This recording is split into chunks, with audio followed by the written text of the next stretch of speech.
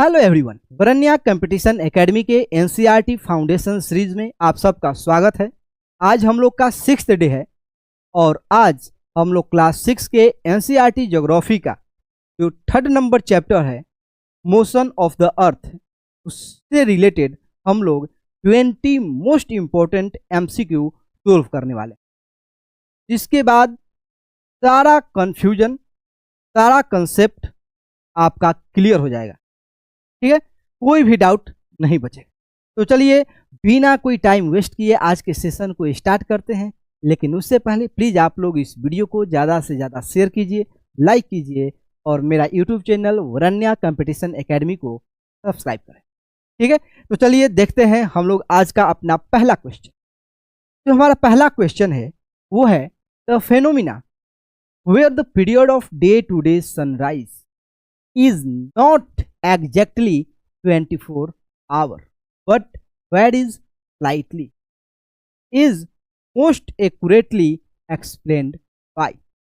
यानी क्वेश्चन बोल रहा है कि जो डे टू डे सनसेट और सन नाइट होता है ये एग्जैक्टली 24 आवर का नहीं होता है, बल्कि ये स्लाइटली वेरीज करता है। यानी कि ये जो 24 आवर का न होकर के 24 आवर से कम होता है। क्यों? और इसमें से कौन सा जो ऑप्शन है वो इस फिनोमिना को, यानी कि जो 24 आवर का सनसेट या सननाइट का जो ड्यूरेशन है वो नहीं होता है, इसमें से कौन सा ऑप्शन है जो इसको एक्यूरेटली एक्सप्लेन करता है, एक्यूरेटली एक्सप्लेन करता है।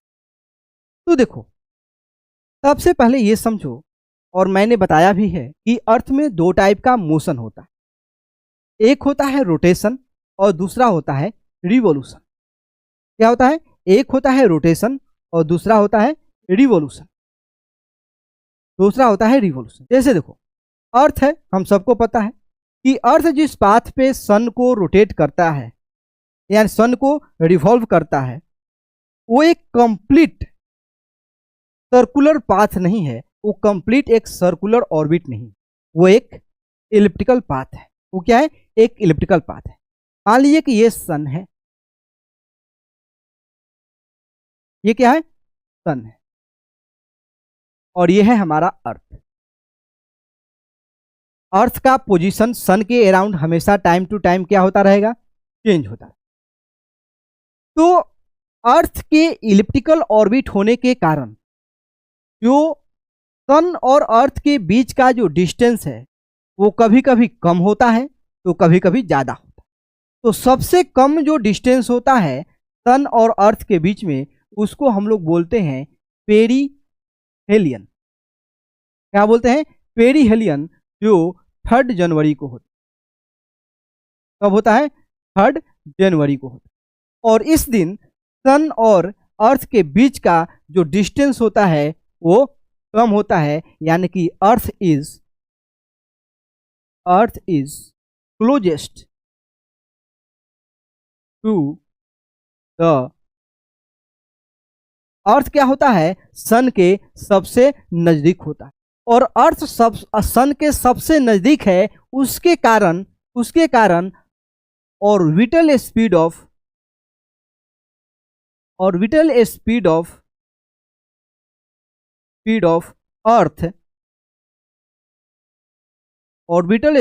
अर्थ इंक्रीज। ठीक, अर्थ का ऑर्बिटल स्पीड इंक्रीज हो जाता है। अब सोचो, अर्थ रोटेट करता है अपने एक्सिस पे, और एक पूरा रोटेशन कंप्लीट करता है 24 आवर में।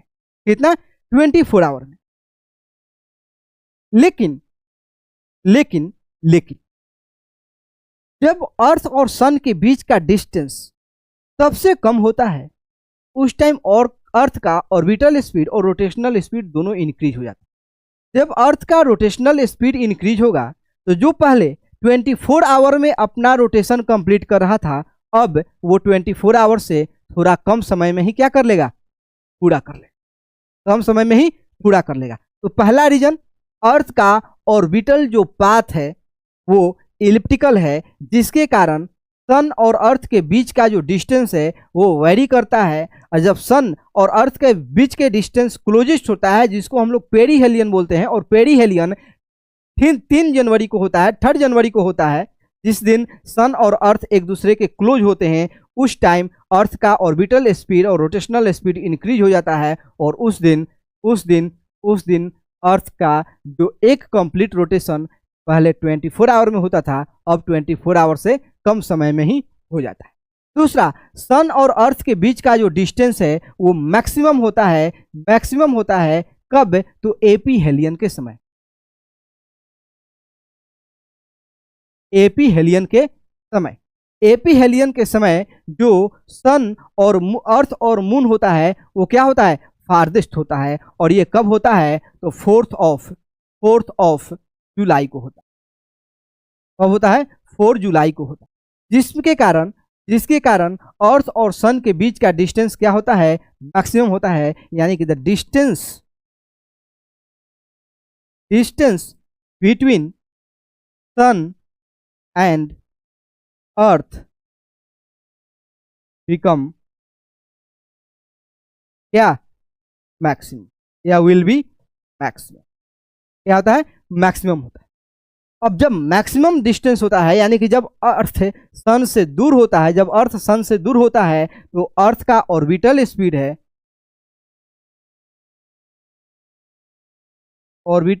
है वो क्या हो जाएगा? डिक्रीज हो जाएगा। और जब ऑर्बिटल स्पीड डिक्रीज होगा, रोटेशनल स्पीड भी डिक्रीज होगा। उस टाइम जो अर्थ 24 आवर में एक कंप्लीट रोटेशन पूरा करता था, अब थोड़ा सा समय क्या कर लेगा? ज़्यादा ले लेगा। पहला रीजन क्या हुआ कि अर्थ का ऑर्बिटल पाथ है, उसके कारण सन और अर्थ के बीच के डिस्टेंस में वेरिएशन आता है, और ये वेरिएशन के कारण क्या होता है? जो डे और नाइट का जो पीरियड है वो कम और ज़्यादा होता है। और एक और है, वो है अर्थ जो अपने एक्सिस पे टिल्टेड है उसके कारण। लेकिन यहाँ पे मोस्ट एक्यूरेट ऑप्शन पूछ रहा है, तो वो मोस्ट एक्यूरेट ऑप्शन कौन सा है? बी नंबर है। मोस्ट एक्यूरेट ऑप्शन क्या है? बी नंबर, यानी कि the elliptical nature of the earth orbit, यानी कि अर्थ के ऑर्बिट का इलिप्टिकल नेचर होना, और दूसरा इट्स वेरिंग स्पीड, अर्थ के स्पीड में चेंजेज आना, ये क्या है? मोस्ट एक्यूरेट ऑप्शन है। तो ऑप्शन नंबर बी हमारा क्या है? सही आंसर है, मोस्ट एक्यूरेट आंसर। पहला जो ऑप्शन है वो बोल रहा है precession of the equinox. Precision of the equinox का मतलब है कि इक्विनॉक्स कब होता है? जब सनलाइट इक्वेटर पे वर्टिकली फॉल करता है। क्या होता है? सनलाइट इक्वेटर पे वर्टिकली फॉल करता है। लेकिन अर्थ पे एक और घटना घटता है। अर्थ का जो एक्सिस है वो अपना पोजीशन चेंज करता है, यानी कि अपना पोजीशन वो 360 डिग्री मोड़ लेगा। इसको करने में अर्थ को टोटल 26,000 अप्रॉक्स 26,000 ईयर लगता है। कितना? 26,000 ईयर लगता है। जैसे देखो, ये है अर्थ का अर्थ, और ये है, मान लो शुरू में अर्थ का ऑर्बिट ये होगा। क्या होगा? ये होगा। क्यों? माना जाता है यह कि पोल स्टार जो है वो नॉर्थ डायरेक्शन को इंडिकेट करता है, जिसको हम लोग पोलरिज बोलते हैं। वो पोलरिज कहाँ पे होता है? तो नॉर्थ पोल के डायरेक्शन में होता है जब हम लोग ऊपर देखते हैं। लेकिन अब जो ये पोलरिज है ये हमारे नॉर्थ पोल के पास नहीं, वो तो अपना मेन पोजीशन पे है। लेकिन हमारा नॉर्थ पोल है वो स्लाइटली क्या हो गया है? शिफ्ट हो गया है, वो 23.5 डिग्री पे शिफ्ट हो गया। लेकिन ये जो 23.5 डिग्री पे शिफ्ट है, ये धीरे धीरे क्या हो रहा है? ये एंगल इस ऑर्बिटल प्लेन के परपेंडिकुलर लाइन के रिस्पेक्ट में थोड़ा सा इंक्रीज हो रहा है। क्या हो रहा है? इंक्रीज हो रहा है, यानी कि धीरे धीरे जो हमारा पोल है वो क्या होगा? अपना डायरेक्शन शिफ्ट करेगा। शिफ्ट कर करके एक बार 360 डिग्री रोटेट करेगा, और उसको पूरा करने में 26,000 ईयर का समय लगता है। अब देखो, जब ये जो एक्सिस शिफ्ट कर रहा है उस टाइम इक्वेटर भी शिफ्ट करेगा। जैसे देखो, अभी क्या है? अभी हम लोग यहाँ से लेते हैं आर्कटिक सर्कल, यहाँ पे क्या लेते हैं? ट्रॉपिक ऑफ कैंसर, और ये है इक्वेटर। अब सोचो कि हमारा जो एक्सिस है वो यहाँ पे आ जाए, शिफ्ट करके यहाँ पे आ जाए, तो हमारा आर्कटिक सर्कल यहाँ पे आ जाएगा, ट्रॉपिक ऑफ कैंसर यहाँ पे आ जाएगा, इक्वेटर यहाँ पे आ जाएगा, ट्रॉपिक ऑफ कैप्रिकॉर्न यहाँ पे आ जाएगा, और अंटार्कटिक सर्कल यहाँ पे आ जाएगा। तो सब चीज़ चेंज हो रहा है, तो हमारा इक्विनॉक्स भी चेंज होगा। तो वो उसको बताता है कि जो पोल में चेंजेज आता है, यानी कि जो हमारा एक्सिस में, अर्थ के एक्सिस में जो चेंजेज आता है उसके कारण होता है। ठीक है, नेक्स्ट देखो, इसमें लास्ट जो ऑप्शन है, last option, axial tilt of the अर्थ। जो अर्थ का एक्सियल टिल्ट है उसके कारण भी डे और नाइट में वेरिएशन आता है, लेकिन यहां पे पूछा गया है मोस्ट एक्यूरेट आंसर, तो वो क्या है, ऑप्शन नंबर बी है। ऐसे ऑप्शन नंबर डी भी सही है, ऑप्शन नंबर डी भी सही है, डी भी, ऑप्शन नंबर जो डी है एक्सियल टिल्ट है अर्थ का, ये भी सही जवाब है। लेकिन अगर हमें पूछा जाए मोस्ट एक्यूरेट, तो elliptical nature of the earth, क्या है, elliptical nature of the earth. तो नेक्स्ट क्वेश्चन, नेक्स्ट क्वेश्चन क्या है, if the earth axis were perpendicular to the plane of its orbit, which of the following would be the most direct consequence.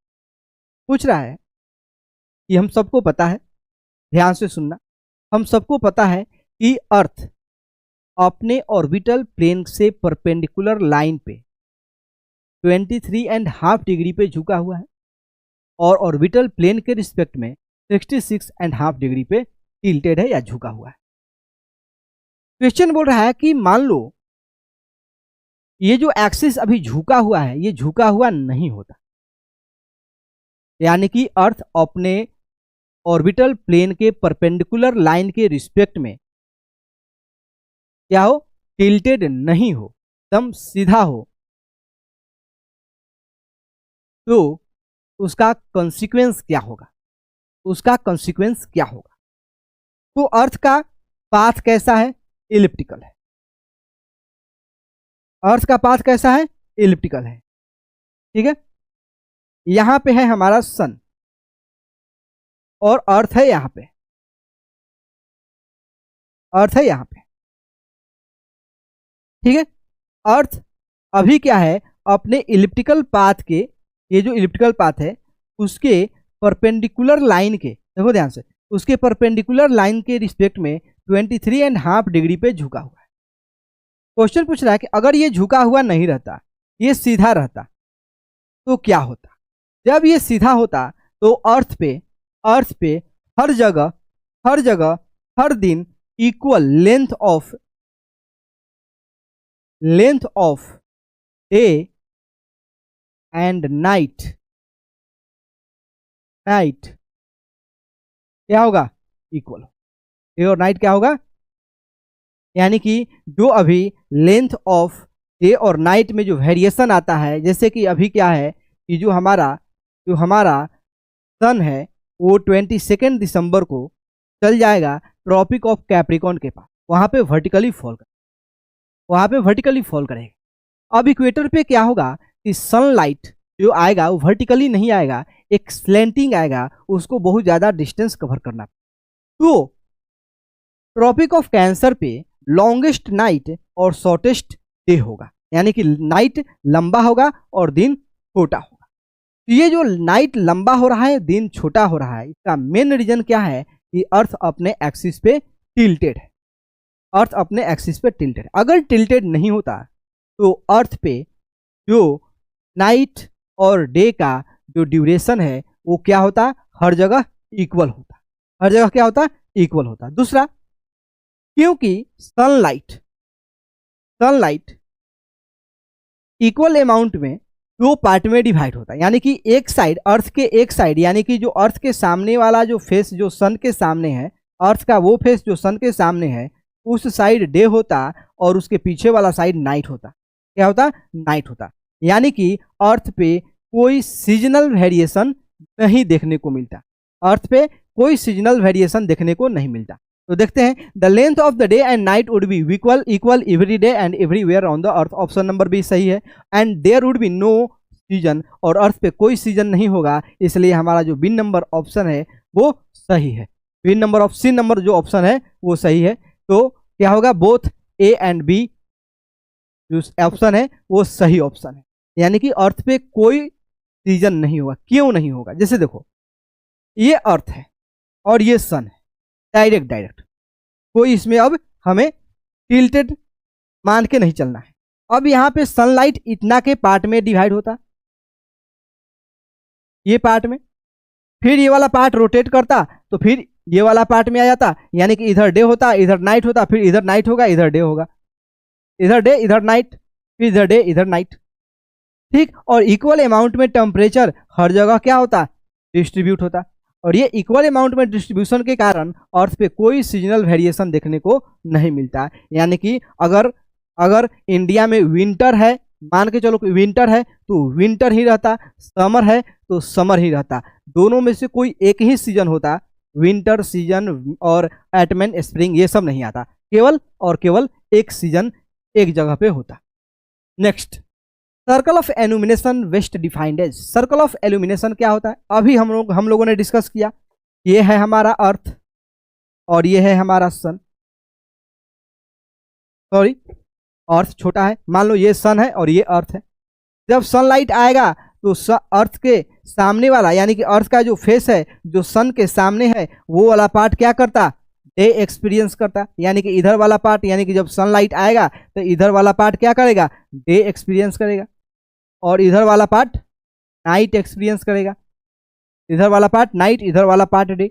अभी ये जो line है जो day और night को सेपरेट कर रहा है, इस लाइन को हम लोग क्या बोलते हैं, सर्कल ऑफ इल्यूमिनेशन। इल्यूमिनेशन क्या बोलते हैं, सर्कल ऑफ इल्यूमिनेशन। यानी कि the line that separate the area experiencing day and night at any given moment is called circle of illumination। यानी कि सर्कल ऑफ इल्यूमिनेशन एक ऐसा लाइन है, ऐसा सर्कल है जो अर्थ पे डे और नाइट वाला रीजन को, एरिया को डिवाइड करता है, सेपरेट करता है, अलग करता है। नेक्स्ट, 4 नंबर क्वेश्चन है, consider the following statement about summer solstice in the northern hemisphere. क्या है, consider the following statement about the summer solstice in the northern hemisphere. हमने इस टॉपिक को, summer solstice, winter solstice, equinox को बहुत ही अच्छी तरह से पिछला वीडियो में, जो इसी चैप्टर का जो कंसेप्ट वाला जो हमारा पोर्शन था, यहाँ पे हम लोगों ने पूरा चैप्टर को बहुत ही डिटेल में डिस्कस किया हुआ है, वहाँ पे बहुत ही अच्छी तरह से समझाया गया है। अगर आप उस वीडियो को नहीं देखे हैं प्लीज जाइए और उस वीडियो को देखिए। ठीक है, अभी हम लोग यहाँ पे फिर से डिस्कस करते हैं कि समर सोलिस्टाइस क्या होता है। सबसे पहले हम लोग समर सोलिस्टाइस के बारे में जानते हैं, फिर विंटर सोलिस्टाइस के बारे में जानेंगे। हमने आपको बताया कि अर्थ जिस पाथ पे सन के अराउंड मूव करता है वो पाथ कैसा है, इलिप्टिकल है। वो पाथ कैसा है, इलिप्टिकल है। और यहाँ पे है हमारा सन और यहाँ पे है हमारा अर्थ।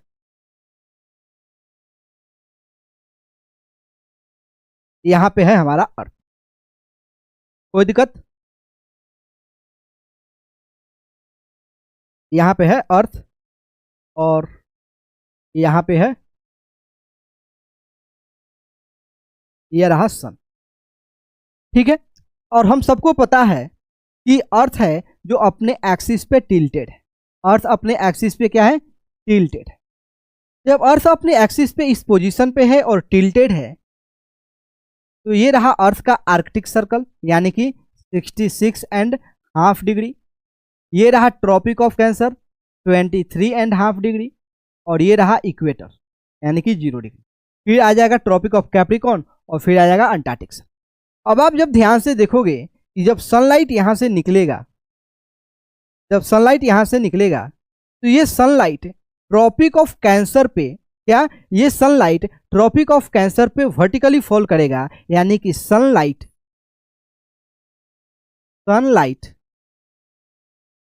फॉल वर्टिकली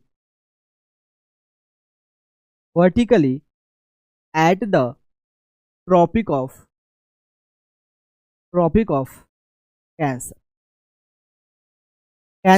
और ये किस दिन होता है, ऑन 21st।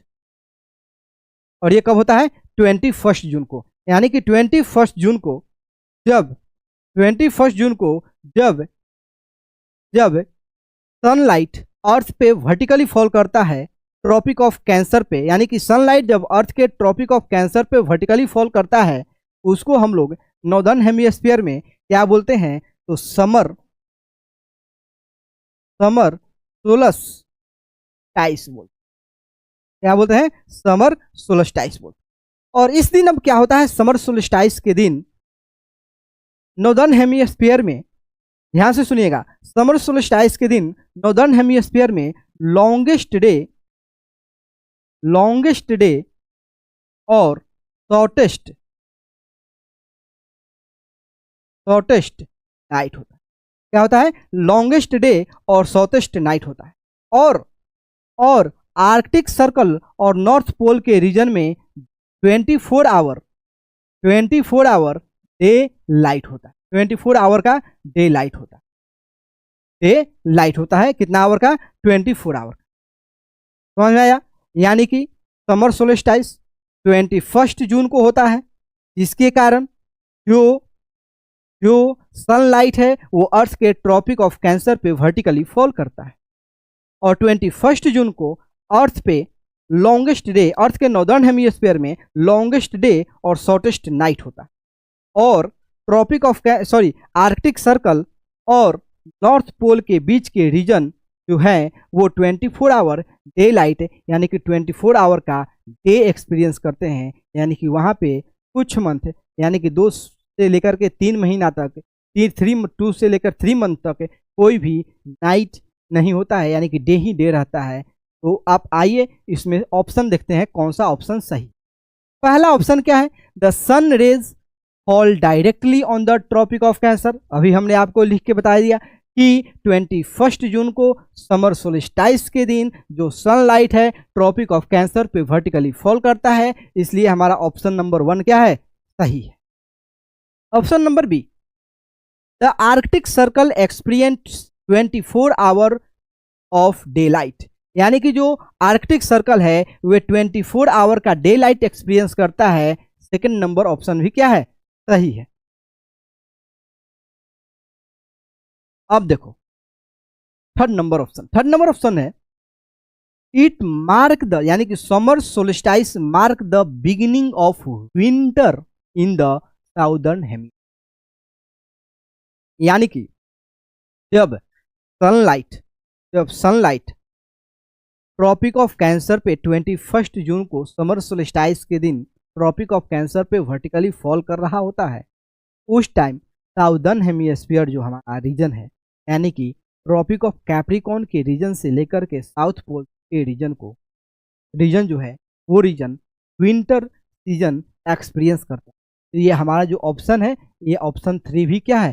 सही है। तो इसमें से कौन सा ऑप्शन सही होगा?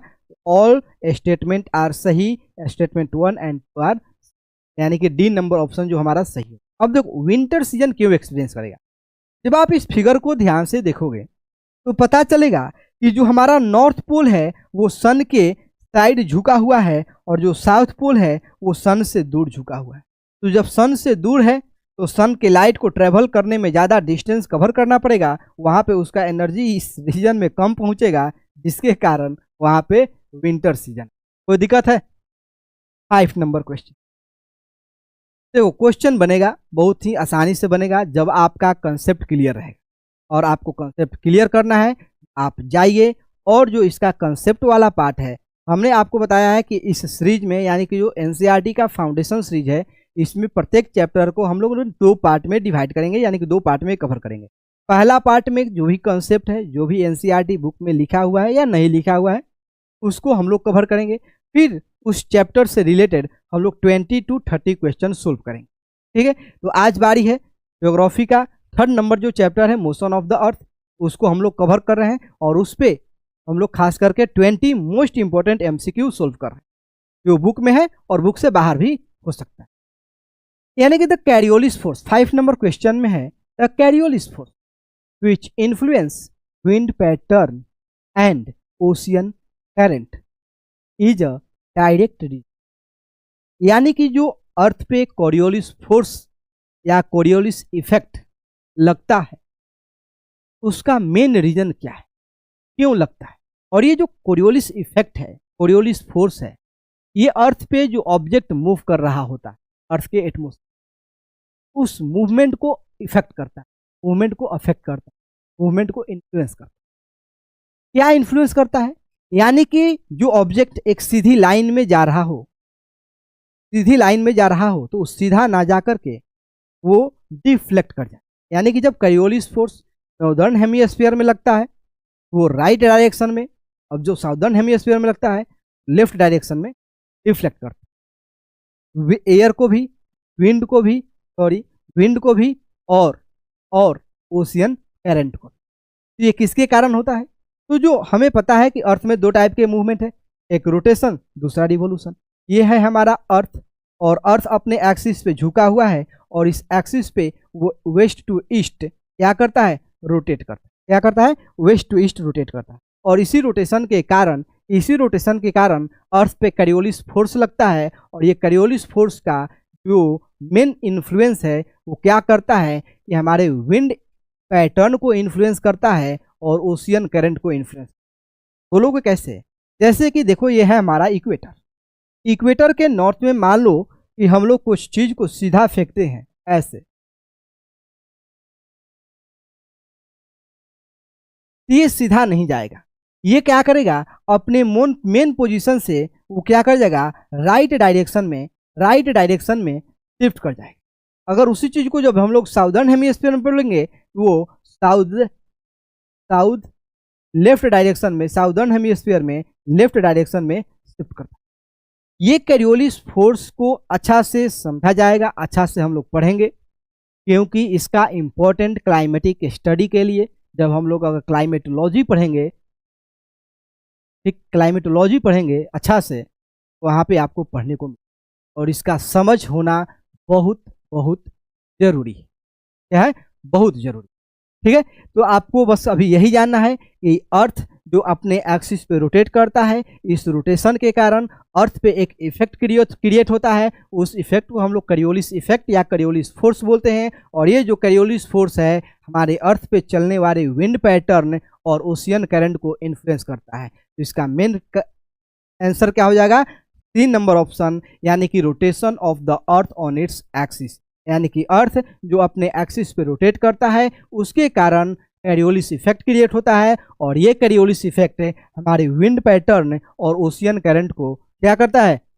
ओशियन करंट को क्या करता है? इन्फ्लुएंस करता है। 6 नंबर, ऑन सितंबर 23, अब बताइए कि अर्थ पे 23 सितंबर के दिन क्या होता है?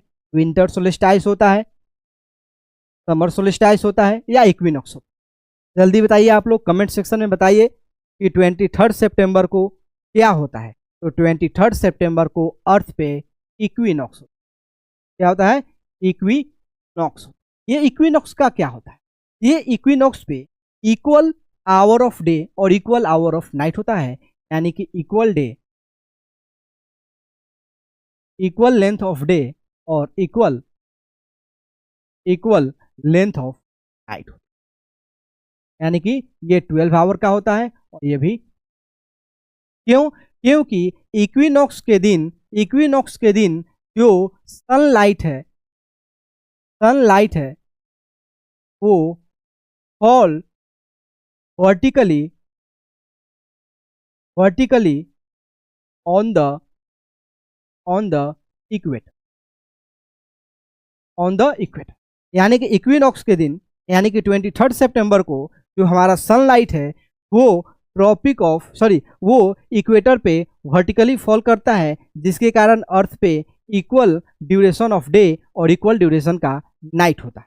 और जो हमारा इक्विनॉक्स है ये साल में 2 बार होता है, 1 ईयर में 2 बार होता है। एक होता है 23 सितंबर को और दूसरा होता है 21 मार्च को। अब एक होता है 21 मार्च को और एक होता है 23 सितंबर।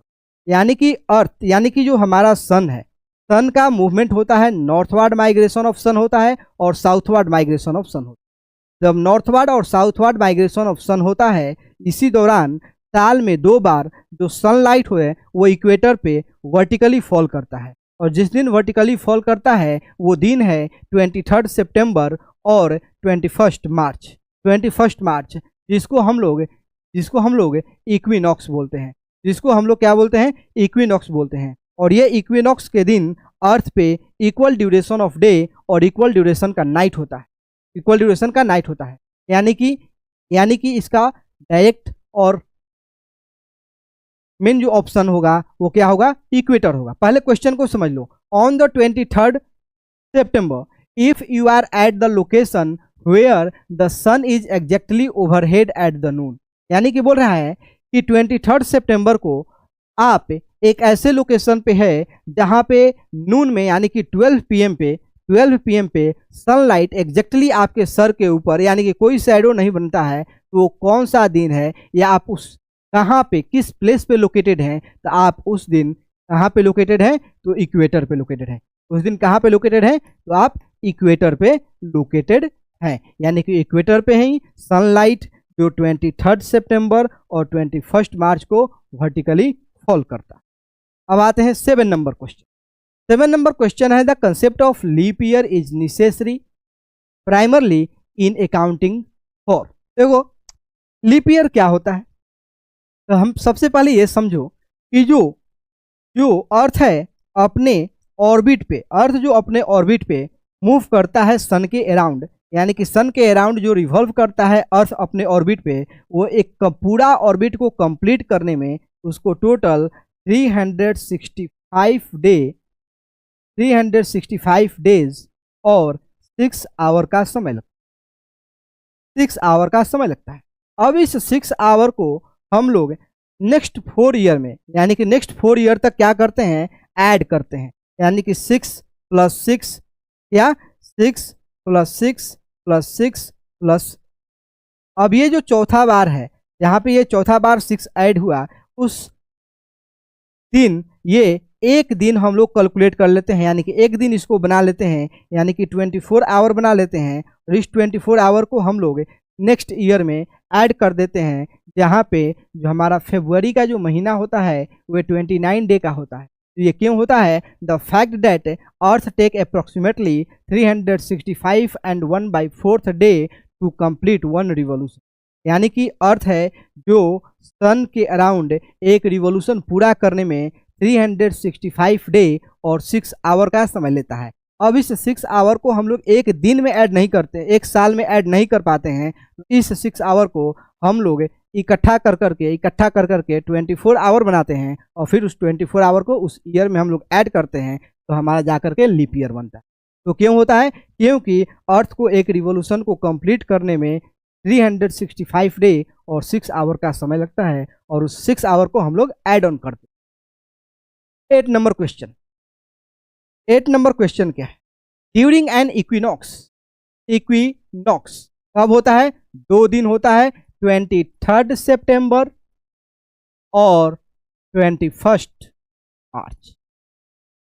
उस दिन क्या होता है, जो सनलाइट होता है वो अर्थ के इक्वेटर पे वर्टिकली फॉल करता है, यानी कि the during an equinox which of the flowing phenomena is observed globally, यानी कि इक्विनॉक्स के दिन हम लोग ग्लोबली क्या ऑब्जर्व करते हैं, तो पहला ऑप्शन है the sunrise is exactly in the east and set exactly in the west. Option number B, duration of the day and night is exactly 12 hour at all latitude. Here the North Pole has 24 hour of day light. Option number C है वो गलत है। Option number सी क्या है, गलत है, यानी कि ऑप्शन नंबर डी क्या होगा, सही होगा। ऑप्शन नंबर डी क्या होगा, सही होगा। Both A and B option are correct option. Next आते हैं, the summer solstice in the southern hemisphere occur. देखो तो समर सोलेस्टाइस 2 बार होगा, एक नॉर्दर्न हेमिस्फीयर में, एक साउदर्न हेमिस्फीयर में। विंटर सोलेस्टाइस भी 2 बार होगा, एक नॉर्दर्न हेमिस्फीयर में और दूसरा साउदर्न हेमिस्फीयर में। जैसे देखो, और ये समर सोलेस्टाइस क्या है, क्यों है, क्योंकि अर्थ का पोजीशन सन के अराउंड चेंज होता है। सॉरी, अर्थ का पोजीशन सन के अराउंड क्या होता है, चेंज होता है।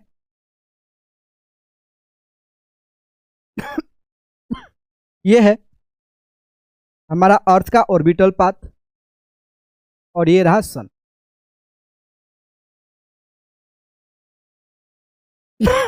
यहाँ पे है अर्थ,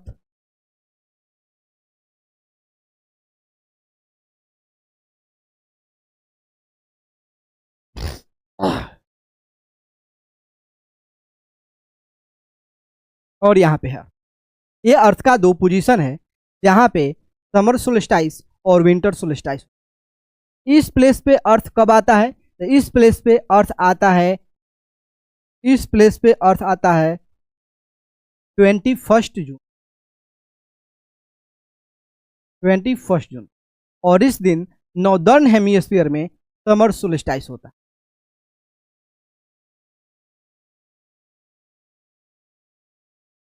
solstice in northern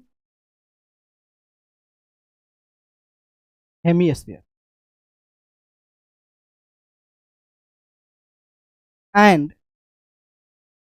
and winter solstice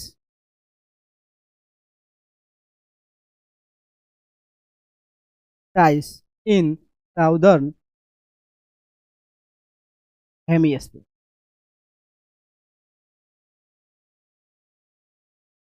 फिर इस पोजीशन पे कब आता है? तो इस पोजीशन पे आता है 22 दिसंबर को। कब आता है? तो 22 दिसंबर को। और इस दिन जो सनलाइट है वो ट्रॉपिक ऑफ कैप्रिकॉर्न पे वर्टिकली फॉल करता है। और इस दिन यानी कि 21 जून के दिन सनलाइट है वो ट्रॉपिक ऑफ कैंसर पे वर्टिकली फॉल करता है। इस दिन नॉर्दर्न हेमिस्फीयर में यानी कि 22 दिसंबर को नॉर्दर्न हेमिस्फीयर में विंटर सोल्स्टाइस होता है। विंटर सोल्स्टाइस होता है। और साउदर्न हेमिस्फीयर में समर सोल्स्टाइस।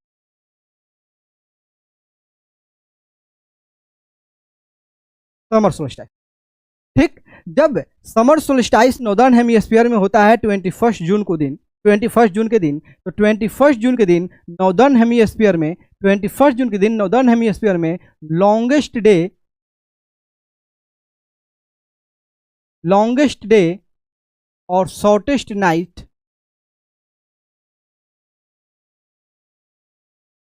नाइट होता है नॉर्दर्न हेमिस्फीयर में, और लॉन्गेस्ट डे होता है नॉर्दर्न हेमिस्फीयर में। और साउदर्न हेमिस्फीयर में लॉन्गेस्ट डे और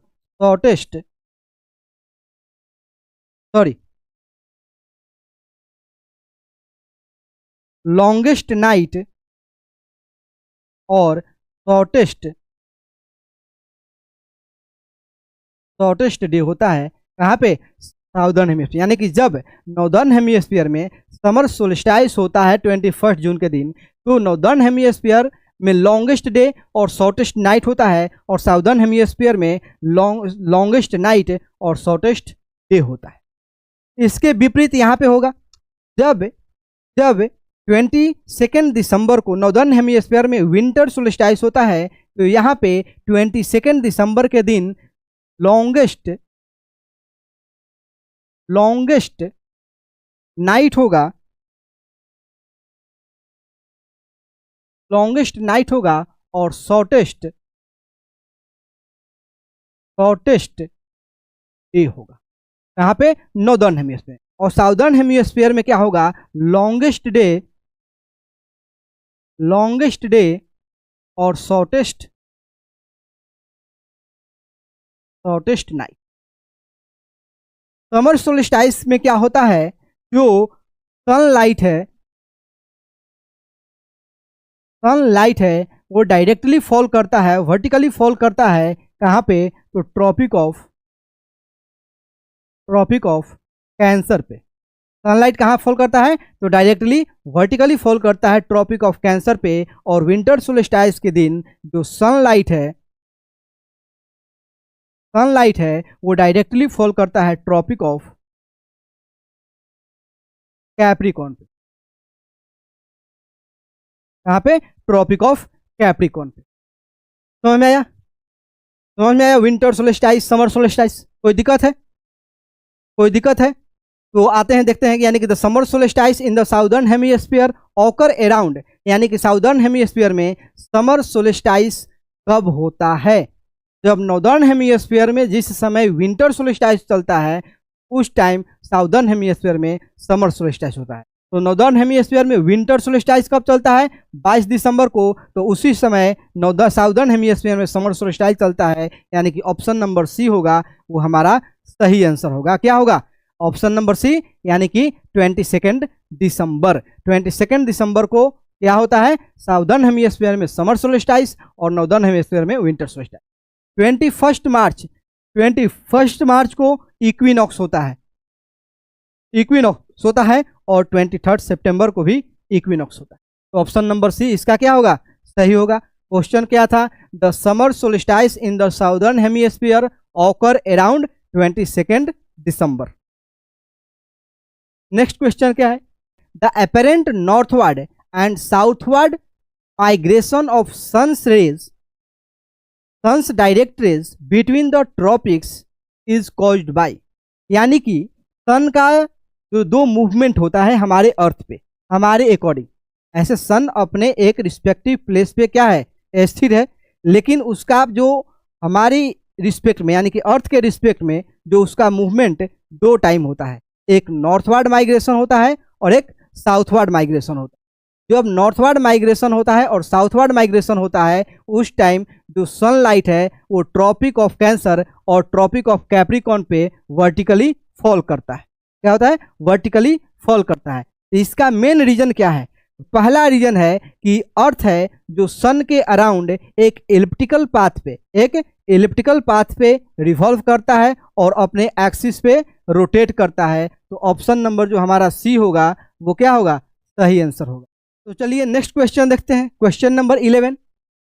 क्वेश्चन नंबर 11 है, if the earth stopped rotating but continued to revolve around the sun, what would be a likely consequence, यानी कि क्या होगा जब अर्थ अपने एक्सिस पे रोटेट करना बंद कर दे और सन के अराउंड अपने ऑर्बिट पे रिवॉल्व करता रहे, यानी कि एक्सिस पे रोटेट नहीं करे और ऑर्बिट पे क्या करे? रिवॉल्व करे। तो उसका मेन कॉन्सिक्वेंस क्या होगा? तो जब अर्थ अपने एक्सिस पे रोटेट नहीं करेगा तो अर्थ का एक पार्ट पर हमेशा डे होगा और अर्थ के दूसरा पार्ट पे हमेशा क्या होगा? नाइट होगा। यानी कि अर्थ के वो पार्ट जो सन के सामने है उसके पास हमेशा क्या रहेगा?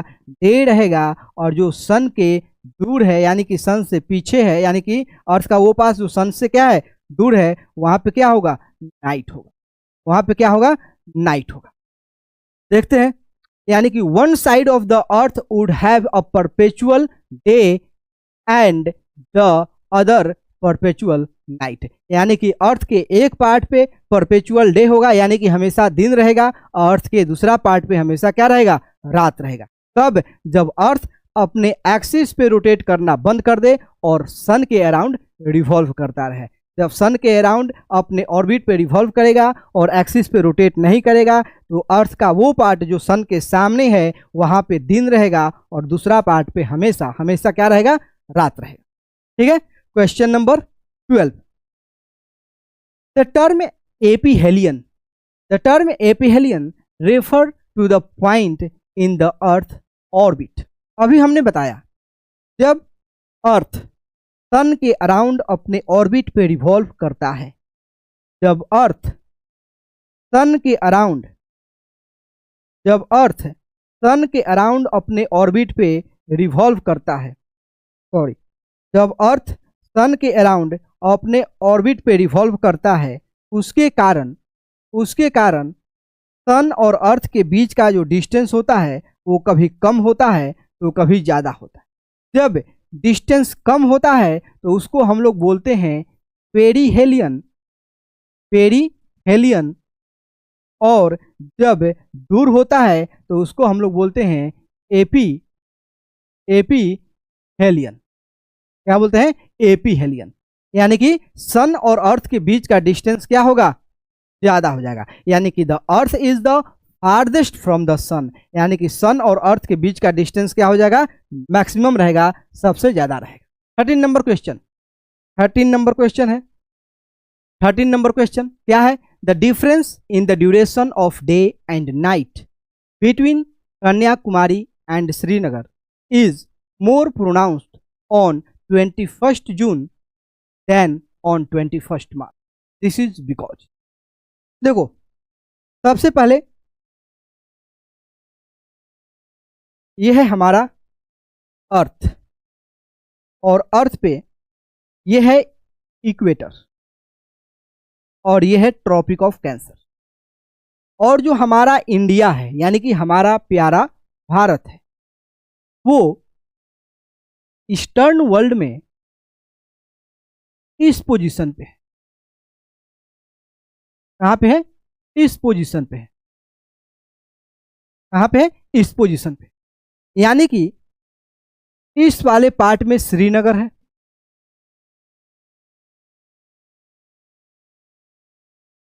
इस वाले पार्ट में क्या है? श्रीनगर है, और इस वाले पार्ट में कन्याकुमारी। बोल रहा है कि जो ड्यूरेशन का जो डिफरेंस है वो नॉर्दर्न हेमिस्फीयर में यानी कि श्रीनगर में और कन्याकुमारी के बीच में ज़्यादा प्रोनाउंस है on the 21st March than on the 21st June. देखो 21st मार्च को ध्यान से सुनना, 21st मार्च को क्या बोलते हैं? इक्विनॉक्स। इक्विनॉक्स, और इक्विनॉक्स के दिन यानी कि 21st मार्च के दिन जो सनलाइट है वो इक्वेटर पे वर्टिकली फॉल करता है। यानी कि 21st मार्च यानी कि इक्विनॉक्स, और इक्विनॉक्स के दिन जो सनलाइट है वो इक्वेटर पे वर्टिकली फॉल करता है, जिसके कारण पूरे अर्थ पे इक्वल आवर ऑफ डे और इक्वल आवर ऑफ नाइट होता है। क्या?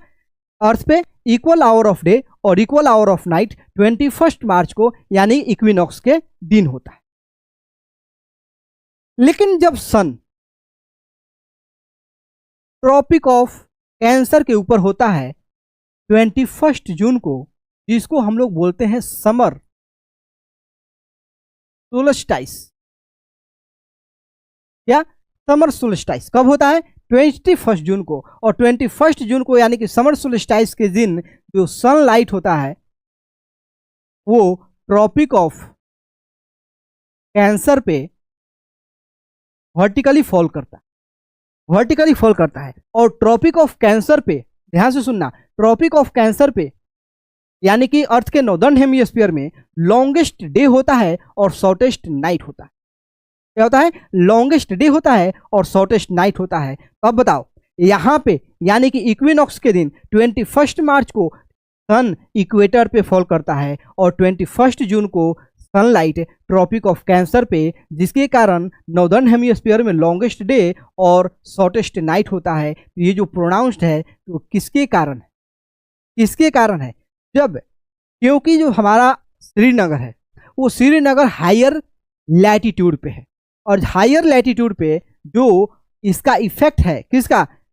समर सोल्स्टिस का, वो ज़्यादा दिखता है। जैसे देखो सन लाइट जब इक्वेटर पे है तो equal our of day equal hour of night होता है।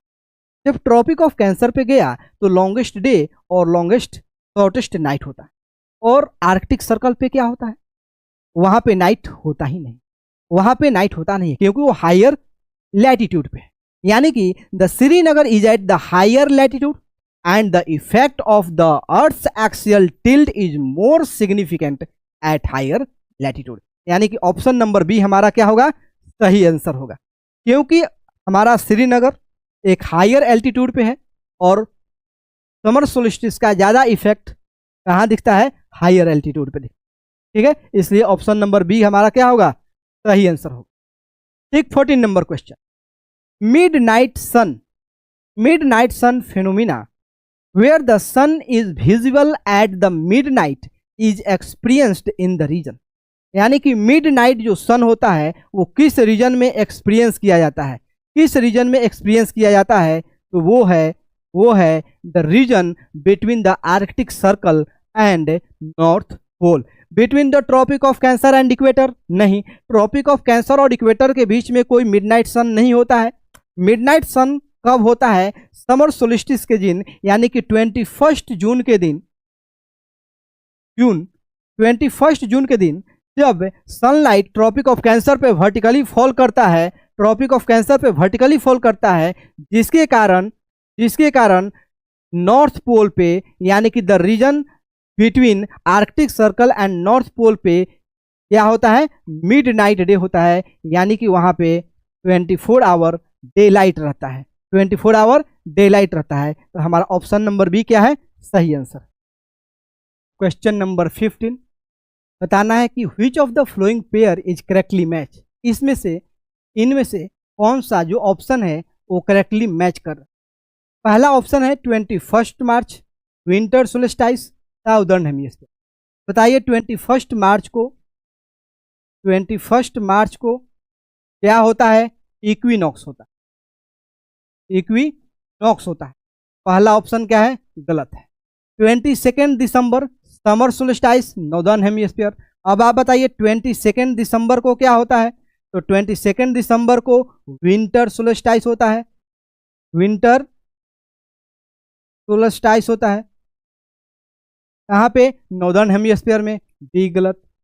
21 June summer solstice, northern hemisphere. Option number जो सी है वो सही है। ऑप्शन नंबर सी क्या है? सही ऑप्शन है। ठीक है, चलिए नेक्स्ट क्वेश्चन देखते हैं।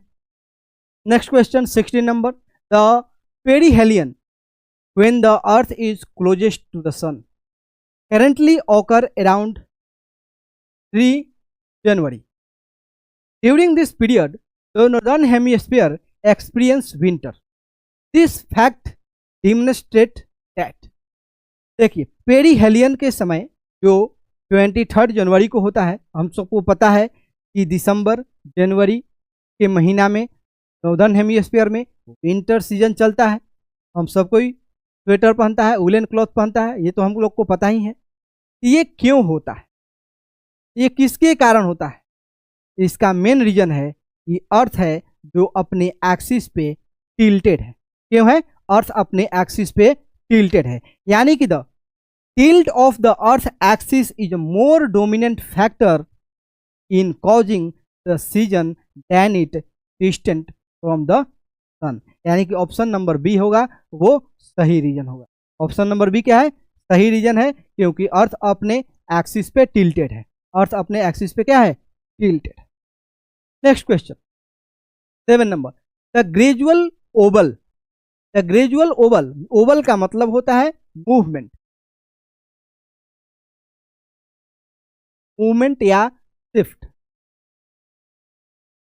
ठीक, the gradual Oval in the earth's axis of rotation which causes slow shift in the position of the star over a cycle of about 26,000 year is known। हमने आपको बताया कि अर्थ जो अपने एक्सिस पे रोटेट करता है, अर्थ जो अपने एक्सिस पे रोटेट करता है, ये जो एक्सिस है ये जो एक्सिस है ये ओवल करता है धीरे धीरे, ओवल करता है धीरे धीरे, और पूरा कंप्लीट ओवल करता है कब? यानी कि पूरा कंप्लीट शिफ्ट कब कर जाता है? तो 26,000 ईयर पे। यानी कि माना ये जाता है कि जो हमारा आज का नॉर्थ पोल है वो ऐसा था, ये था एकदम अर्थ के इलिप्टिकल प्लेन के परपेंडिकुलर लाइन पे 0 डिग्री का एंगल बनाता था, यानी कि एकदम परपेंडिकुलर था, यानी कि 90 डिग्री पे था, ऐसा एकदम सीधा वाला लाइन। धीरे धीरे जो उसका एक्सिस है वो शिफ्ट कर रहा है, यानी कि पहले एक्सिस ये होगा, फिर ये आया होगा, फिर ये आया, अब हो सकता है ये आए, हो सकता है ये आए, हो सकता है ये आए, और कभी ये होगा कि नॉर्थ पोल साउथ पोल हो जाएगा, साउथ पोल नॉर्थ पोल। तो ये कंप्लीट शिफ्ट करने में टोटल 26,000 ईयर लगता है। तो क्या लगता है ये जो कंप्लीट शिफ्ट होगा तो इसमें से क्या क्या चेंजेज आ सकते हैं? पहला है nutation, precession of the equinox, orbital eccentricity और एक्सियल टिल्ट वेरिएशन। तो जो हमारा सेकंड नंबर ऑप्शन है प्रिसीजन ऑफ द इक्विनॉक्स, ये हमारा सही आंसर है। क्या होगा? Precession of the equinox. 18 number question, on the day of the winter solstice in the northern hemisphere around the 22nd December. The region beyond the Arctic Circle experience 24-hour daylight. 24-hour daylight option number A होगा, वो सही answer होगा। जैसे कि जब सन ये है और ये अर्थ है, ये अर्थ है, अर्थ का जो साउदर्न हेमिस्फीयर है वो सन के नज़दीक होता है। क्या होता है? साउदर्न के नज़दीक होता है। और उस दिन विंटर सोल्स्टिस होता है 22 दिसंबर के दिन। और विंटर सोल्स्टिस के समय जो सनलाइट है ट्रॉपिक ऑफ कैप्रिकॉर्न पे वर्टिकली फॉल करता है। जब ट्रॉपिक ऑफ कैप्रिकॉर्न पे वर्टिकली फॉल करता है उस टाइम सन अपने हॉरिजन के नीचे यानी कि सनसेट नहीं होता है। कहाँ पे? तो साउथ पोल पे। साउथ पोल पे यानी कि beyond the Antarctic circle experience 24 hour of daylight, यानी कि जो साउदर्न हेमिस्फीयर है यानी कि साउदर्न पोल है वो क्या होगा? 24 आवर का daylight experience. The solar day यानी कि 24 hour is slightly longer than the sidereal day 23 hour 56 minute. क्यों? क्यों? क्योंकि अर्थ का जो पाथ है, ऑर्बिटल पाथ है, वो इलिप्टिकल है। इसके कारण अर्थ जो इलिप्टिकल पाथ पे मूव करता है उसके कारण। तो ऑप्शन देखिए, the sidereal day is measured with respect to distant star. Option number B सही है, सी सही है। फिर बिन number, the earth has to turn little more than 360 degree to face the sun again due to its revolution. Option number B भी सही है, यानी कि ऑप्शन नंबर बी और सी होगा वो सही आंसर है, यानी कि 19 का डी नंबर ऑप्शन। देखिए, हमने आपको बताया कि अर्थ पे दो मूवमेंट होता है। एक अर्थ अपने एक्सिस पे मूव करता है जिसको हम लोग रोटेशन बोलते हैं। दूसरा अर्थ एक ऑर्बिटल पाथ पे, एक इलिप्टिकल पाथ पे यानी कि अपने ऑर्बिट पे रोटेट करता है, रिवॉल्व मूव करता है जिसको हम लोग रिवॉल्यूशन पढ़ते हैं। यानी कि दो टाइप के मूवमेंट है, एक रोटेशन है, एक रिवॉल्यूशन है। Rotation along its axis and revolution along the elliptical orbit around the sun. जो सोलर डे होता है वो 24 आवर का होता है और जो सैड्रियल डे होता है जिसको हम लोग कहाँ पे मेजर करते हैं? तो डिस्टेंट स्टार, यानी कि जो सैड्रियल डे होता है वो सन के रिस्पेक्ट में होता है और जो सोलर डे होता है वो अर्थ के एक्सिस के रिस्पेक्ट में होता है। तो सैड्रियल डे है वो 24 आवर से कम होता है और सोलर डे होता है वो 24 आवर का होता है। ये क्यों होता है? क्योंकि अर्थ का जो पाथ है वो इलिप्टिकल पाथ होने के कारण सन और अर्थ के बीच के डिस्टेंस में क्या आता है? वेरिएशन आता है। और ये वेरिएशन के कारण अर्थ का स्पीड इंक्रीज हो जाता है जब अर्थ सन के नज़दीक होता है और उसका डिक्रीज होता है स्पीड जब सन से दूर जाता है। इसलिए ऑप्शन नंबर बी और सी क्या होगा? सही होगा। क्योंकि जब भी सैड्रियल डे को मेजर करेंगे तो डिस्टेंट स्टार से यानी कि जो दूर स्टार है उसके रिस्पेक्ट में करेंगे और रोटेशन के एक्सिस के रिस्पेक्ट में। जब अर्थ अपने किसका? सन के अराउंड रोटेट करता है, रिवॉल्व करता है, तो उसको 360 डिग्री से ज़्यादा रोटेशन करना पड़ता है क्योंकि उसका पाथ इलिप्टिकल है। इसलिए हमारा ऑप्शन नंबर डी होगा वो सही आंसर होगा। और लास्ट क्वेश्चन देखते हैं आज का। The local moon is defined as the time when.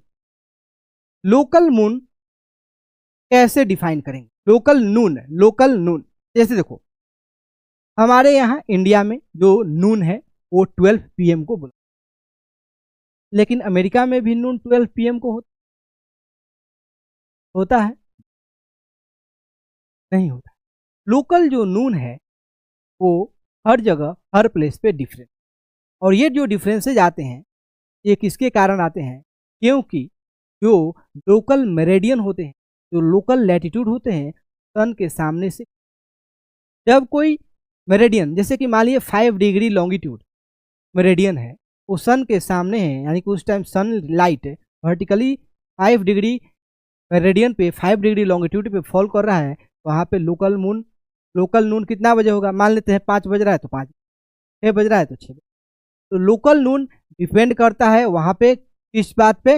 वहाँ के बोलो लोकेशन पे, यानी कि लॉन्गिट्यूड, यानी कि sun reach its height point in the sky for that location. या सो 12 PM तो नहीं होगा हर जगह। The shadow of an object is the longest, sunset में होता है। आया question, the circle of illumination bisect the location. नहीं, ऑप्शन नंबर जो बी है वो हमारा सही आंसर है। क्या होता है कि जब लोकल नून के समय उस पोजीशन पे जो सनलाइट है वो हाईएस्ट पॉइंट पे होता है, जहाँ से सनलाइट वर्टिकली फॉल करता है, जहाँ से सनलाइट क्या होता है वर्टिकली फॉल करता है, वहाँ पे उस पोजीशन का उस प्लेस का लोकल नून होगा। ऑप्शन नंबर जो बी है वो हमारा सही आंसर है। तो चलिए आज के लिए इतना ही, मिलते हैं अगले सेशन में, तब तक के लिए धन्यवाद।